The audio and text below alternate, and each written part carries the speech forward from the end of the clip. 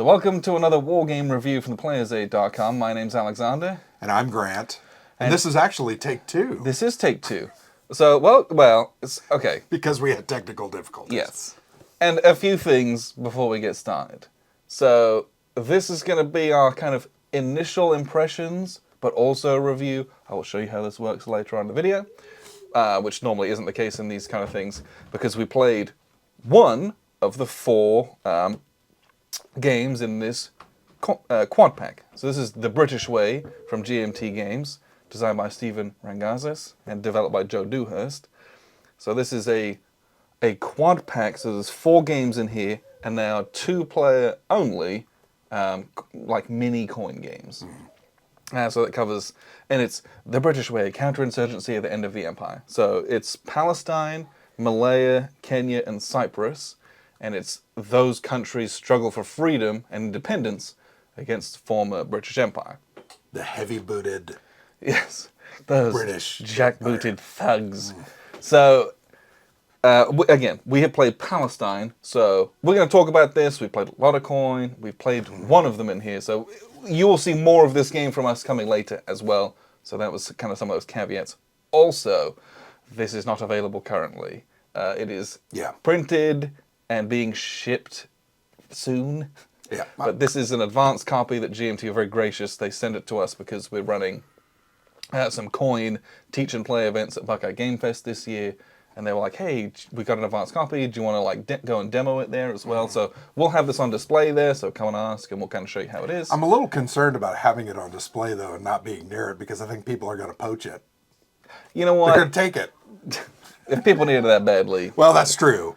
Good for them. But, so, we're very grateful for them for sending this to us early, but that's why you're seeing it here and you can't get it anywhere at the moment. Yeah. So don't flood the comments with, where can I get this? It's shipping on P500 here real soon. Don't worry about it. So, let's actually get into what this is. So, lots of small 2-player games, and we played the Palestine one. And what we mean by 2 small games, right, is in the COIN series, a lot of these games are big. Fire in the Lake. Both geographically and time length. Right. This one focuses on 4 different similar insurgencies. And I think the Palestine map has like 11 spaces on it.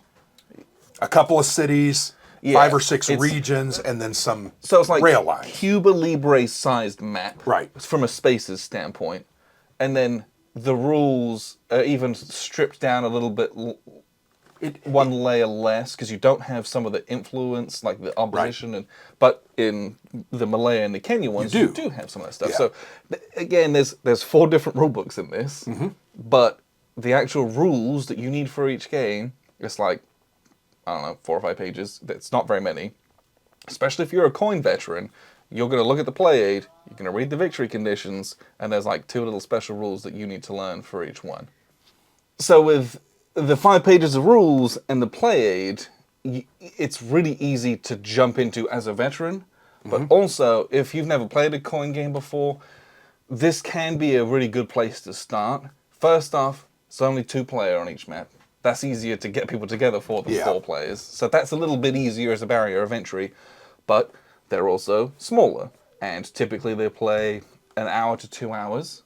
And that's... I actually think we played in about 90 minutes. Yes. And that's because ours went the whole way. Yep, it did. And we're COIN veterans, so we understand the different... But that's much more palatable than, hey, do you want to play Pendragon? It's going to take 8 hours. Yeah.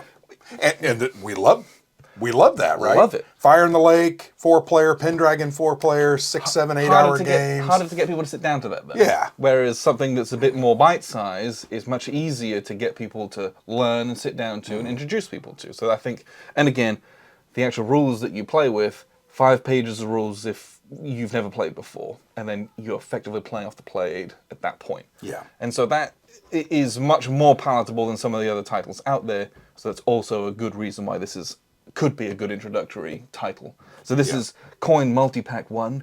They already announced Multipack II, which is called, is it Guerrilla Generations? Or the Guerrilla Generation. Okay.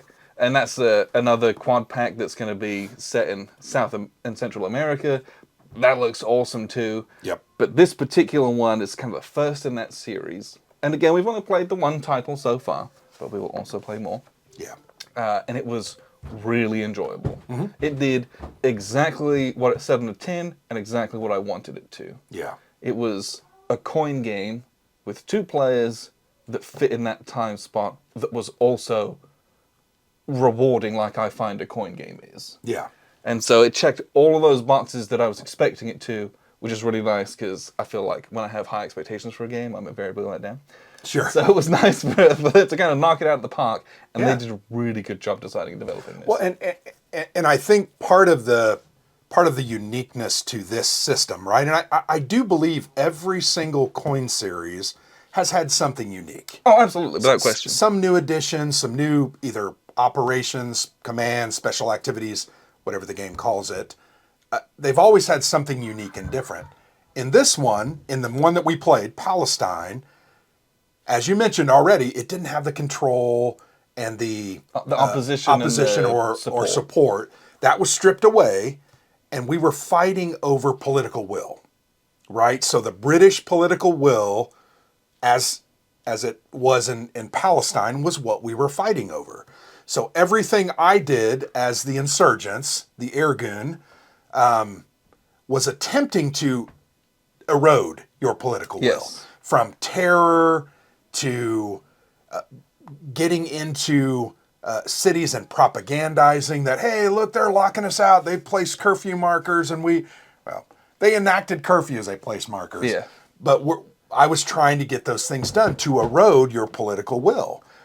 And it's that tug of war concept, right? I would do 3 or 4 things that would knock you down 3 or 4 spaces, and then you tried to do things to improve that.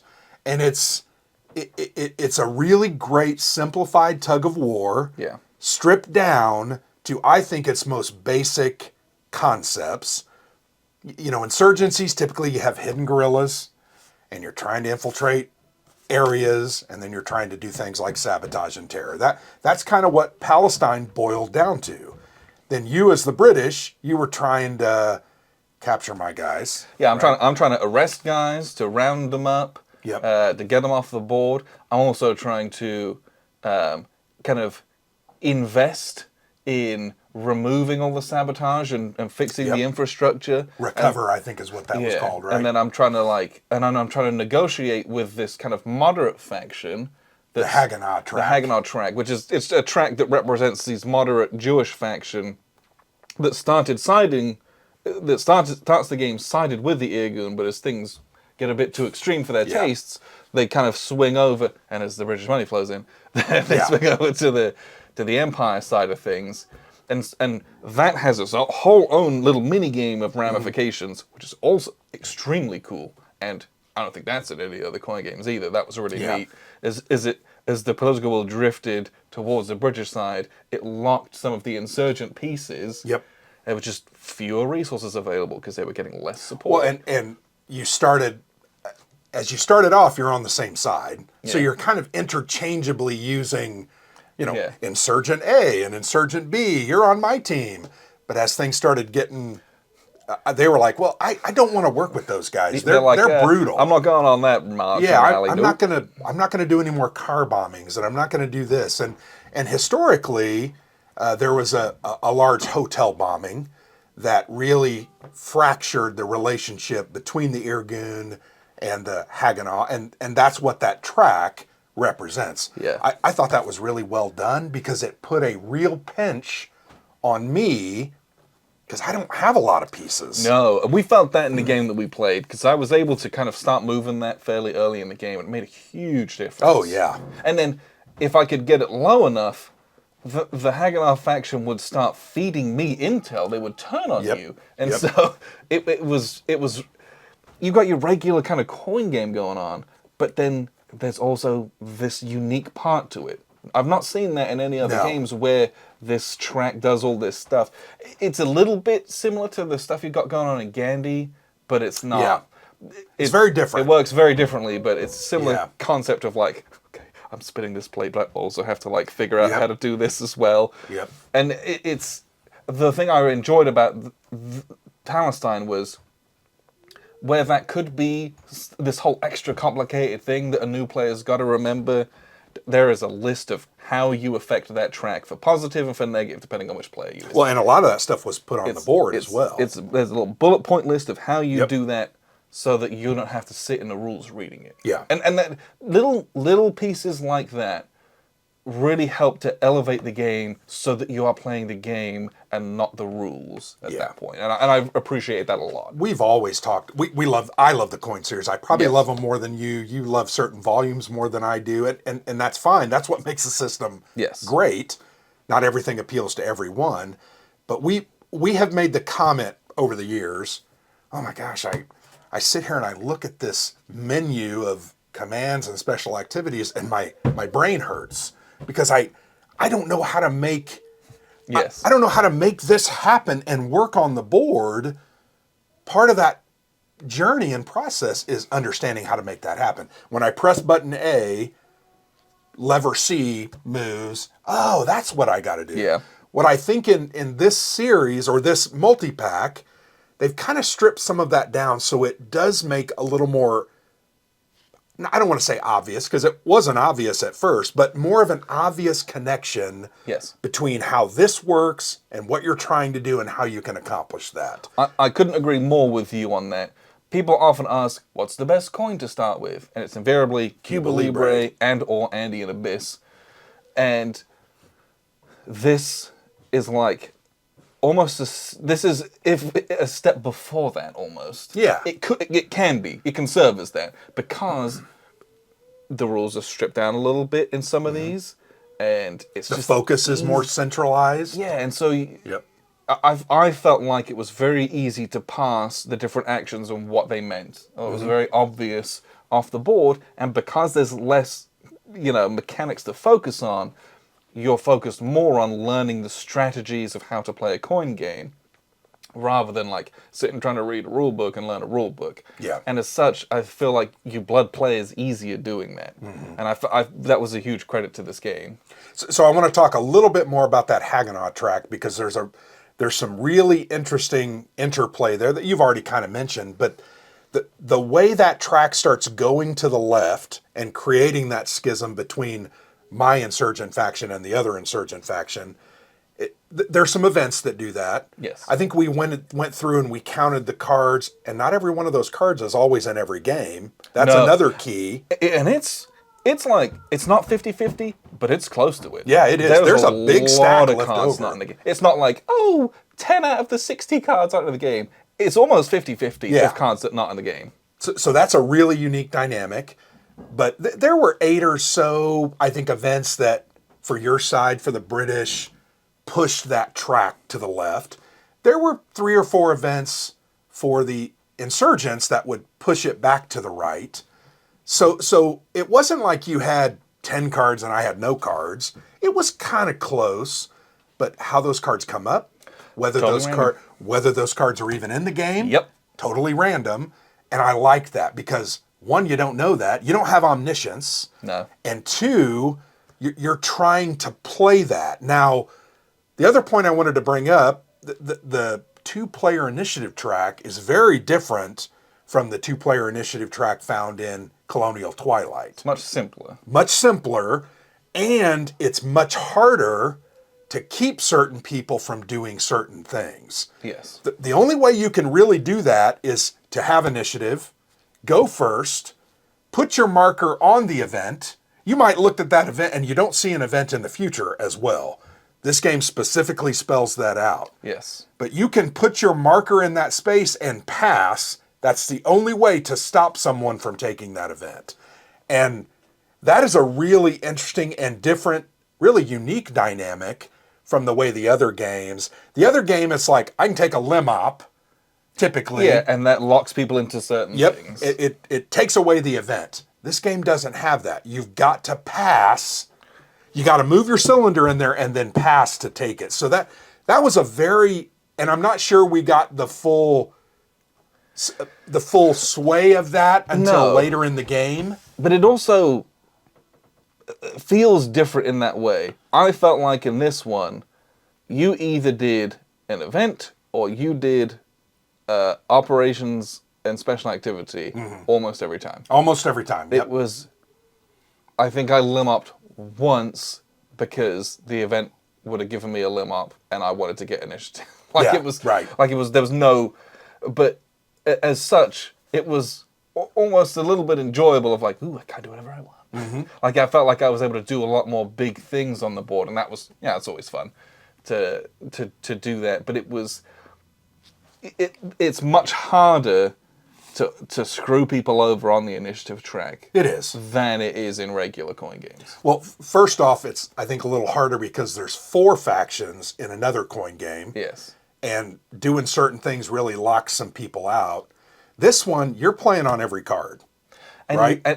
And you'll have you either get to do like a cool event or you kind of blow your load doing ops and special activity almost every time. Yep, almost every time. So it's a very different dynamic than... The choice is then I'm ceding initiative to you, so you get to choose every Right. time. But that's where the tough choice is I want to go first. I want to be able to make that choice myself.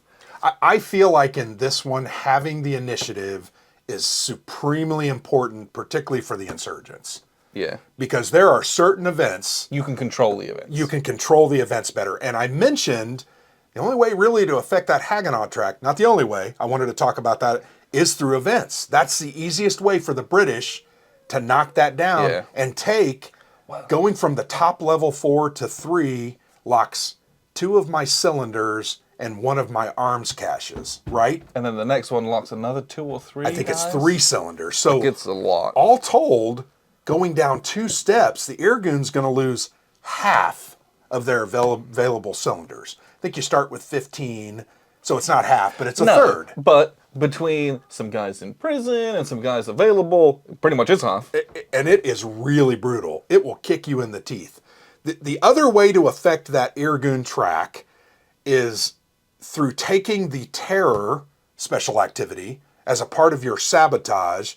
You're going to roll a die, right? Yes. And you've got to roll above, I believe it's typically a 2. Yeah, it's a 2+. 2+. But if you happen to roll a modified 6, and sometimes you have, if you've popped one of your arms caches, you get a +2 on that roll, and it's actually very easy to roll a modified 6 or higher. Yeah, you can do it by accident very easily. You're then going to put a whopping 2 terror markers. Which, that's very strong. Oh, that is huge. Very and it's something you really want to happen. You just don't necessarily want it to happen in the first turn or 2. No. Because it hurts how many pieces you have on the board. And also when that 4 position it's at the 4 position, I get 1 additional space every time I do an operation. Yeah, you can just do more stuff. And man, that was powerful. And I'm not sure I took as huge advantage of that as I should have in the game. But once again, we're learning the system and the strategy. But that terror concept, rolling and getting a modified 6 is going to move that track. The Irgun is doing bad things, and all of a sudden the Haganah track is like, okay, put some brakes on, dudes. You do that again, we're not going to support you as much. And the British have the negotiate special activity. I hate that thing sucks, but it's great. You can roll a die, and you have to roll, I think, above the number on the track. number that's on the track. So if it's on a 4, you have to roll 5 or a 6. I'm trying to buy their loyalty. It's more difficult, but like every time I'm like, let's roll, let's go, let's try to do it. And that worked off a couple times, and a couple times on events, and it was like, yeah, this is really strong. So that Haganah track, really manipulating that is so key to the game. It's really a huge part of the game. A big part of the game. It's a tug of war, very unique and very interesting. The other thing I really enjoyed about this was that struggle with the new style of initiative. It was nice. It was very unique, I liked it a lot. Very interesting. And the final thing I want to point out is we played a 3 propaganda card. Yes. That's the long game.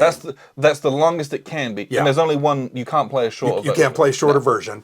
And within each of those, because if you remember in COIN, you're going to build the deck. Yeah. You're going to build the event deck. You're going to get 4 events. Then you're going to take 2 events and mix that in with the propaganda card. Yeah. So you're going to take 4 and you're going to put them down.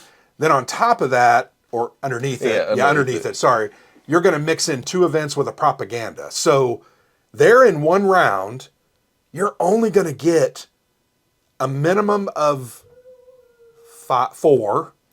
Minimum 4, yes. Maximum 6. 6. So, and then the propaganda is going to hit and you go through the whole thing and you're going to kind of start over. So you've only got, I mean, 4 or 5 chances to do anything. And this is a game where if you don't get the British to 0, they win. Yeah, absolutely. And so they start at 18. You have 3 chances to do it. Yep, and it's not easy. I think I did really well in the first camp propaganda campaign. I got you down 5 or 6. Yeah. Then it kind of crept back up. Well, yeah, I was able to. Damn. That was also nice, as I felt like playing government factions in COIN games is often really difficult. Yeah. But I felt like I was able to get myself back up by limiting what you did. Well, it was by keeping me out of cities, right? But that was such an interesting part of the scoring. Is it's like you're penalized for not doing it. Yeah, right. Exactly. But you're also benefited if you do it. It's such a swinging pendulum if you can't get any stuff out. Yeah. That was fascinating. And ultimately, I think in our play, you started at 18. I think I got you down to 7. Yeah.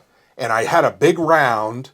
Round 3 was huge. I think I did multiple sabotage, and then I did a terror that I rolled a 6. Yeah. So I think that one turn I knocked you down 6 or 7 points. And I'm like, okay. Because I remember saying throughout the game, man, this is really challenging. And it is. Yeah. But it's very possible to have a really huge swingy turn, knock you down 6 or 7 points. And it's all about that timing as well. It is. Can you get those to go off before I have a time to recover and clean those up? Yep. And that's what the strategy is about. Yeah. Trying to understand that, trying to work through that, trying to put yourself in the best position possible to not only capitalize that campaign round, but then to have enough pieces on the board and in your supply to be able to continue those efforts. Yeah. Really cool.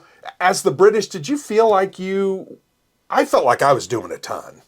Oh, no, yeah. You felt, okay, good. I was doing a lot. I was more reactive. You were, yep. But that's also my job in this, was, okay, I'll let you go and do a sabotage here, but I'm coming right in to clean you up. Yep. You're going to arrest my dudes and put them in prison, and then if you have enough time, you're going to recover that. Yeah, and it was send out all my police onto the railways, Yep. try to dig you out so that you can't do sabotages there, trying to proactively go out and clear out arms caches so you can't get bonuses on those rolls, things like that. I felt like I had plenty to do. It wasn't like I was... I felt like, and I think we often say this about the insurgent side in most of these games that we play, I think the insurgents kind of drive it a little bit. Yes, they should do it. I think of Labyrinth. You know, the insurgent really is... They're the tone setter. They're setting the fire, right? And then the government's just kind of cleaning it up. I think in this game, it's similar to that. I'm going out sabotaging everything, and you're just trying to clean it up and get it back to order. And there's nothing wrong with that. That's always a unique dynamic, and it always makes for an interesting... I would like to play the government faction next time to see how different that is. But we'll definitely give this game a couple more plays. Oh, yeah. I'd like to play every single one of them, frankly. But what I will do is I will show you how this works now that we've yapped for long enough. And then we'll wrap up with a few final thoughts. So here's a look at the map. This is the end of the game. The setup is printed on the back, and there's far fewer pieces out to start with. But because all my guys are in prison. yes, all the guys are in prison or they're not available. But if you've played a COIN game, this will be deeply familiar to you. With the different districts or areas, there's the cities, and there's these railroads connecting those. You have a deck of cards that you're going to play through, and that's where one of the major differences is, this being a 2-player game. And the little initiative track here is a little bit different. But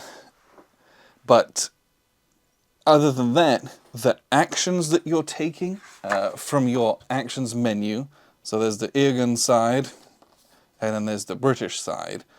You know, it's things like deploying troops, going on a patrol with your police, searching with your troops, performing an assault, and there's all sorts of special activities. That aspect of it, you'd be very familiar with to seasoned COIN players. But if you've never played, and this is a nice little entry place, this game functions basically whoever's first eligible or second eligible. First eligible is either going to, when you flip over a card, you can either do op and special activity, which is where you pick one of these 4 ops, and then you can link it with whichever of the special activities you're allowed to do. That's very powerful. You can end up getting all your special abilities going. Or you can do the event, which is whichever event benefits you on the card. Or you might want to do a limited op, which is you do an op but only in one area. You pretty much never want to do that in this game if you're first eligible. But once you're done resolving that, then the next player can either do the event or the limited op. Or if you chose to do the event, they could do the op and special activity or a limited op. And then when it resets, the person who's on the left goes to first eligible, the person who's on the right goes to second eligible. So you might take the event this turn if you're first eligible, and I might do this, and guess what? You're still first eligible on the next card as well. And so there's a little bit of gamesmanship about how and what you take if you want to have first choice next time, if the things aren't benefiting you, basically. This is similar enough to how Colonial Twilight works in its 2 players, but I think it's a little bit simpler and a bit easier to read. But that's how it works 2-player. In 4-player, there was all sorts of different symbols, and that's the order that you would go in through initiative. So, game-wise, what are you trying to do? Again, this is the Palestine board, and in this one, the Irgun player is trying to get British political will all the way down to 0. If it's at 0 during any of the propaganda rounds, they win the game. If it is not, the British player wins the game. So what are you going to do with your ops and special activities? Well, you can either deploy troops, and that is literally putting police out on the board and then moving your troops around. You can do a patrol, which is moving your police around and then uncovering these underground cells equal to the number of police that you have. Let's say I drive my police down, I can uncover a couple of guys. You can do a search, and searching is a bit more heavy-handed than patrolling. When you search, it's similar to a patrol, but you're doing it with your military troops. And your military troops are slightly more cack-handed at that. And so they're going to flip guys over. However, you're going to place out a curfew marker. It's a little bit stronger, has some special effects, and it unlocks some of the capabilities like propagandize for the Irgun player. Or you might do an assault. An assault is where when you have guys who are face up these cells, you're literally fighting them. So you're going to take your troops and you're going to try to defeat those guys. And it's deterministic combat, so I think it's for every 2 that you have, you're going to kill 1 that's face up, and they go to available. As part of patrol with the little police, you can arrest 1 guy and put him in prison. So those are kind of your ops as the British. As your special actions, you have restore, which is basically if you're able to clean up all of these, get rid of all the Irguns, you can then remove sabotage as you kind of fix the infrastructure, lift the curfew, but you have to get rid of all of the enemy pieces to be able to do that. Negotiate is negotiating with and I don't know how this is pronounced, the Haganah track. And this was a faction of Jewish moderates who were initially supporting the Irguns, but when things got a bit too extreme, they switched over and were helping the British. This starts up here, and as support wanes for the Irgun, troops are going to get locked down here, which makes them out of reach for the Irgun players. Very punitive, having fewer troops on the board. Negotiate helps the British player get a roll to try to move it down as they negotiate with the moderate faction to kind of keep order, so to speak. And then the last one we have is mass detention. Mass detention is if you're in a bad spot and there is a bunch of dudes here, you can make a die roll, and the die roll, you're going to arrest that many troops as you can. So we can arrest 4 guys. However, the difference between how many I arrested and how many pips I rolled, I lose that much political will. And you kind of think about it of if you only have two guys and you're trying to do like a mass arrest and you rolled really high, you're going to lose 3 political will.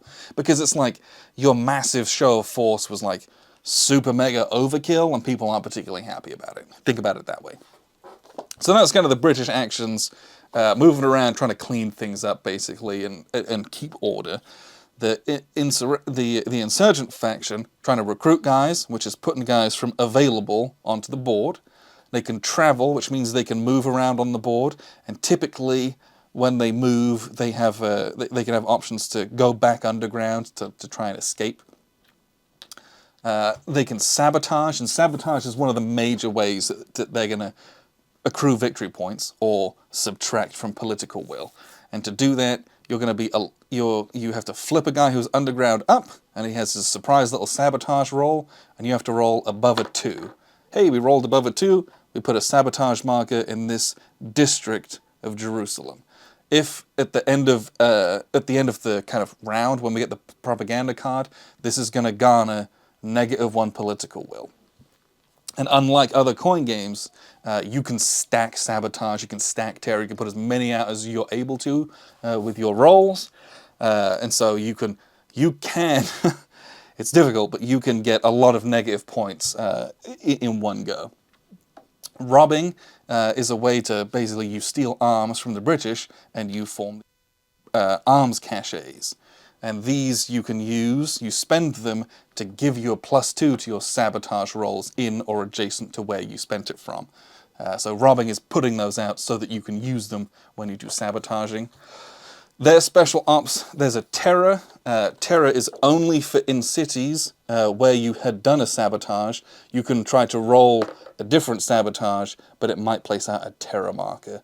Terror markers give -3 political will points in a city if they're there during the propaganda round, but also during the British Restore action, they're kind of a 2-step. They don't get removed, they get turned to a sabotage, and all the sabotages get removed.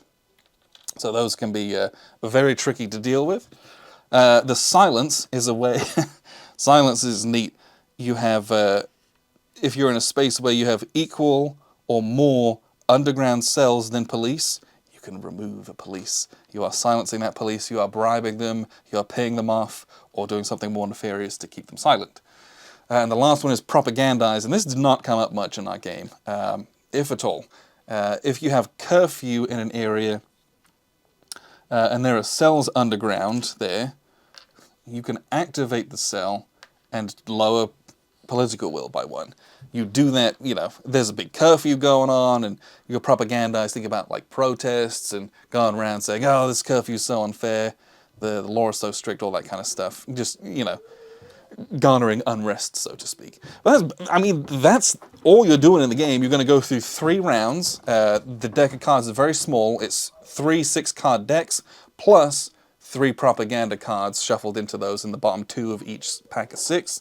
So you're going to go through anywhere from like 4 to 6 cards and have a propaganda, and then go through another 6. So you're going to play through 16 to 18 cards. It does not take very long, but that's mostly how the game works.